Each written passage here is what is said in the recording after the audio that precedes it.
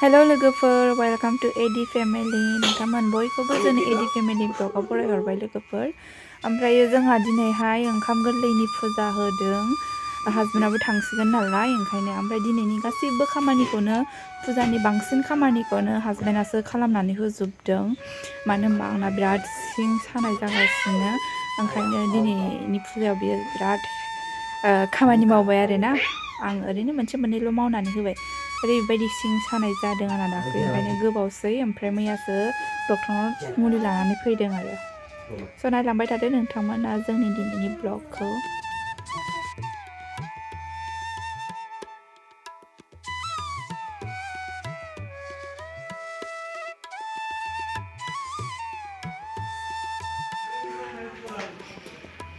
नैबेयो बाथौनि प्रसाद बेखौ आं हानानै दोनखाबाय ओमफ्रायो नैबे मोनसेया जाहैबाय मा होनो बारिनि आरो बेखौबो आलदा गाइखेर होनानै लाखाबाय ओमफ्राय दा दौरि फैबानो फुजाखौ होनोसै आरो गासैबो रेडि जाखाबायानो आपेल जादों मालाय बिबायजों दौरिनि हेल्पार जादों इहा दौसि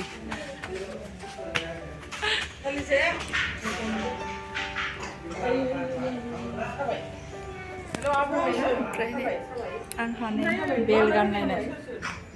सिं सानानै लोगोफोर आंना बोराया फुजानि गासैबो खामानिखौनो बिराद मोजां रोङो जेबो खोन्थानांलाया बेनो हारसिंनो एकदम जि गोसो होनानै प्रसाद बावजोब्बाय बिबारबो होजोब्बाय एकदम एक्सपार्टखा आरोना देनांहाय दौरि जानो हालायगोन आरो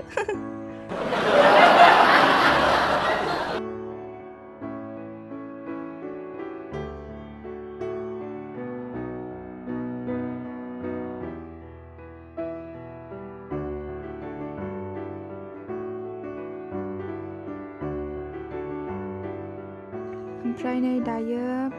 फुजा होनो स्टार्ट खालामहांबाय ओमफ्राय फार्स्टआवनो दै गोथार बानायनानै लाग्रोबाय ओमफ्राय बेखौ सारखांजोबनानै ओमफ्राय दा बाथौ फुजा होनोसै आरो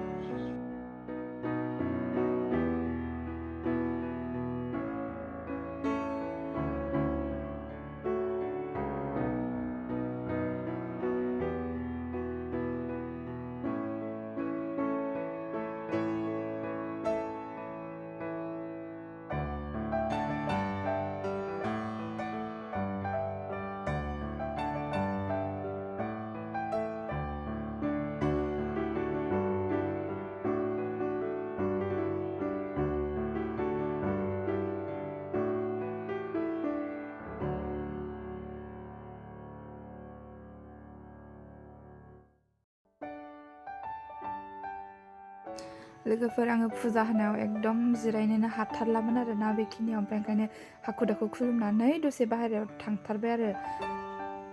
एकदम खुनुरुखुमसो थाखादों सिं सानायानो हाथारलामोन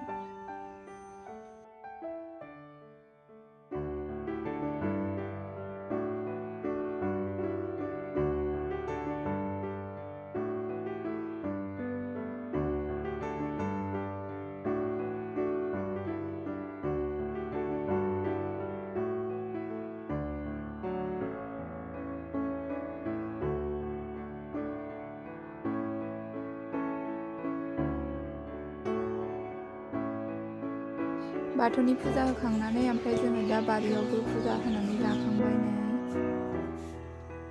ओमफ्राय दौरि बाबाखौबो साहा लोंहोनानै ओमफ्रायो बिदाय होनायसै आरो दा आया नारें हानो नागिरदों ओमफ्राय आंबो जानो लुबैगासिनोमोन ओमफ्राय मुलि जानायाव अहा मोनजाबावनो